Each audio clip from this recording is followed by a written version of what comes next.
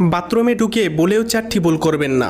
যদি আপনি এই 4টি ভুল করেন তবে আপনার জীবনও চলে যেতে পারে। আল্লাহ তাআলা মানব জাতিকে সৃষ্টি করার 2000 বছর পূর্বে জিন জাতিকে সৃষ্টি করেছিলেন। জিনেদের মধ্যে 2টি দল রয়েছে, একটি হলো ইমানদার জিন, আরেকটি হলো কাফির জিন। ইমানদার জিনেরা থাকে পবিত্র জায়গায়, মসজিদ মাদ্রাসায়, আর কাফির জিনেরা থাকে অপবিত্র জায়গায়, বাথরুমে। তাই বাথরুমে ঢুকে 3টি ভুল করবেন না।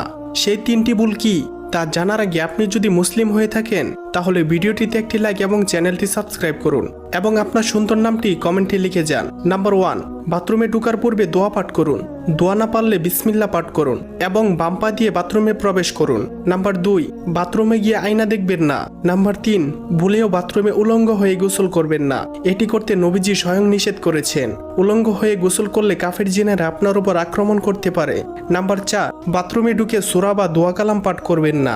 এটি একটি মারাত্মক গুনাহ।